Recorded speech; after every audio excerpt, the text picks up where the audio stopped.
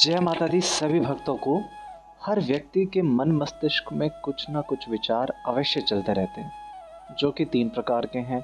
पहला आशावादी विचार, दूसरा निराशावादी विचार, वहीं तीसरा स्थिर यानी कि थोड़ा बहुत कह सकते हैं जिद्दी विचार। प्रत्येक मनुष्य पल भर के लिए अगर विचार करे कि वह अगर पीड़ित है तो किस कारण, प्रसन्न है तो किस कारण। दरअसल व्यक्ति के मन मस्तिष्क के ऊपर जब अज्ञान रूपी माया चारों ओर से मनुष्य को घेर लेती है, तब व्यक्ति अपने आप को मुख्य स्वभाव से अलग महसूस करने लगता है। यानी कि जो उसका खुद का स्वभाव है, उससे वह अपने आप को अलग और कटा हुआ महसूस करता है। जबकि मनुष्य का स्वभाव तो हंसना, सुख दुख समझना, आशावादी होना आदि है। फिर भी अज्ञान रूपी माया जो है उसे तब तक जकड़े रखती है तब जब तक कि वह स्वयं से कड़ा प्रयास कर उससे ऊपर नहीं उठ जाता। ऐसा क्या है जो प्रत्येक मनुष्य के भीतर स्थित है, जिसके द्वारा वह अपने आप को सुंदर, हष्ट-पुष्ट वह बलवान महसूस करता है? वह आपका हृदय यानी आंतरिक बल, आपका आंतरिक चरित्र, जो आपको हर निर्णय लेने में सहायता करता है।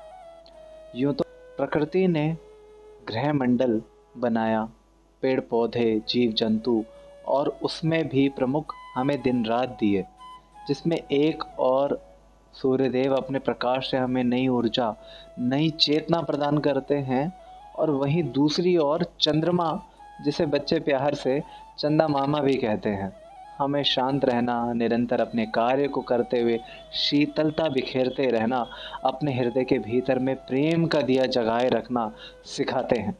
वास्तव में प्रत्येक मनुष्य को हर विपरीत स्थिति में अपने हृदय को आशा की नई किरण से प्रेम और श्रद्धावान बनाए रखना होता है, तभी वह सफलता की सीढ़ी पर चल पाता है।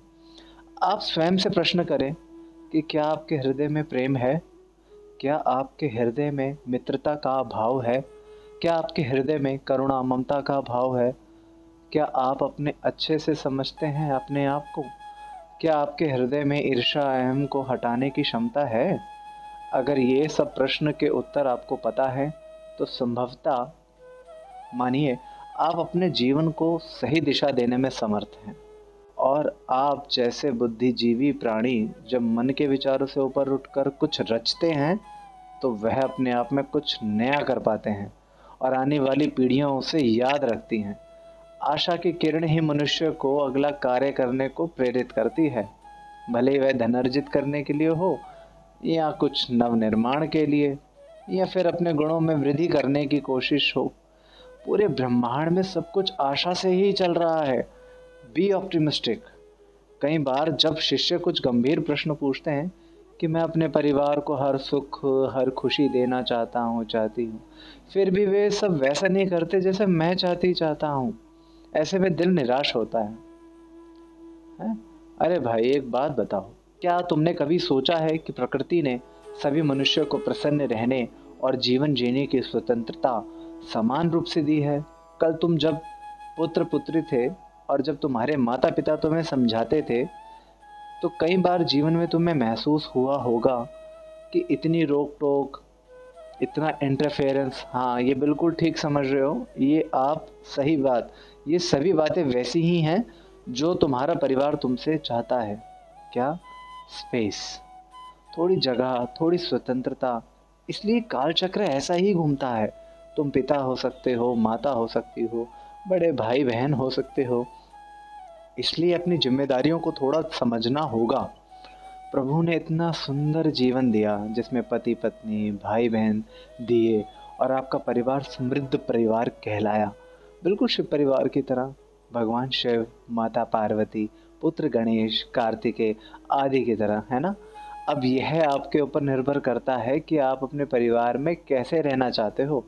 रोज रोज एक ही बात को खींचना, या फिर अपने आप को ही परिवार के अनुसार एडजस्ट कर लेते हो। जब आप ऐसा कर लेते हो, तब वाकई में परिवार में एक प्रसन्नता का माहौल बन जाता है। आपके स्वभाव अनुसार परिवार के अन्य सदस्य भी आपको समझने लगते हैं। इस प्रकार प्रेम की वर्षा होने लगती है, और उस परिवार पर और ईश्वर भी ऐसे बुद्धिजीवी परिवार को देख अपना आशीर्वाद बनाए रखते हैं। वास्तव में भगवान भी यही चाहते हैं कि उनकी संतान खुश रहे, स्वस्थ रहे, संपन्न रहे। और ये तभी संभव है जब आप निरंतर और निरंतर प्रेम का बीज अपने हृदय कमल में बोकर उसे स्नेह और करुणा से सींचते रहें। इस कर्म भूमि पर कर्म करना उसी प्रकार है जिस प्रकार भोजन करना। कर्म नहीं करोगे तो असफल रह जाओगे, उसी प्रकार भोजन नहीं करोगे तो मृत्यु की ओर अग्रसर हो जाओगे। कहने का तात्पर्य है कि मनुष्य की सफलता बिना कर्म के नहीं है। इसलिए प्रत्येक मनुष्य के कर्म ऐसे हों जिससे उसे भौतिक और आध्यात्मिक तौर पर उन्नति प्राप्त हो, उसे धन, हाँ, यानी कि लक्ष्मी, और सद्बुद्धि यानी गणेश की प्राप्ति हो। जैसा कि धन अर्थात लक्ष्मी कही जाती है, हम कहते हैं, और वहीं सद्बुद्धि यानी गणेश जो हैं बुद्धि प्रदाता भी हैं, इसलिए गणेश भगवान को बुद्धि प्रदाता भी कहा गया है। अब मुझे एक कठोपनिषद का श्लोक याद आता है। उत्तिष्ठत जागृत प्राप्य वरानि बोधत शूरस्य धारा निशिता दूरत्या दुर्गम पथस्तत् कव्यो वदन्ति। अर्थात उठकर जागो, उन महात्माओं गुरु संतों की शरण में जाओ जिनको प्रभु का आशीर्वाद प्राप्त हुआ है। उनकी शरण में जाकर उनसे ब्रह्म विद्या का ज्ञान प्राप्त करो। जिन प्राणियों में श्रद्धा, संयम और संकल्प शक्ति दृढ़ होती है, वे प्राणी साधक परम ज्ञान को प्राप्त करते हैं, आत्मज्ञान अर्थात शांति, और यह मनुष्य के भीतर ही स्थित होती है। गुरु में श्रद्धा भाव स्थापित करते हुए उनके उपदेशों से निश्चय ही साधक ज्ञान द्वारा शांति को प्राप्त कर पाता है। गुरु द्वारा मानव कल्याण के लिए कुछ मुख्य उपदेश इस प्रकार हैं जो आपको प्रत्येक दिन प्रयोग में अवश्य लाने चाहिए। शारीरिक श्रम, एक्सरसाइज कह सकते हैं। सुबह में सैर हो गया। शारीरिक रूप से कुछ ना कुछ कार्य करते रहना चाहिए। दूसरा, नए स्किल्स को सीखना। अपने जो भी स्किल्स सीखे हुए हैं उसको प्रैक्टिस करना, और संभव हो तो नया स्किल्स को भी अपनी इच्छा अनुसार जिस सब्जेक्ट में इंटरेस्ट हो सीखना चाहिए। तीसरा, अपने आहार जो फूड उस पर नियंत्रण करना। रोजाना अच्छा भोजन करें जिसमें प्रोटीन विटामिन्स भरपूर हो, ताकि आप स्वस्थ और चुस्त रहें। High BP, high sugar, high cholesterol वाले भोजन से सावधान रहें। चौथा, ईश्वर चिंतन। नित्य सुबह जल्दी उठकर सूर्योदय के समय नहा धोकर स्नान करके अपने घर के मंदिर स्थान में सुखासन मतलब आलती पालती मार के बैठ कर दिया जगाकर सुगंधित अगरबत्ती, धूप या देसी गुलाब के फूलों से प्रभु का ध्यान कर उनसे अपने और अपने परिवार की सद्बुद्धि, स्वस्थ और प्रगतिशील होने की प्रार्थना अवश्य करें। गुरु तो स्वयं ईश्वर का दूसरा स्वरूप है। ये तो साधक के चक्षु हैं, आंखें हैं, जो सांसारिक दृष्टि से गुरु को जानने का प्रयास करते हैं। जबकि शास्त्रों में गुरु को तो ज्ञान कहा गया है।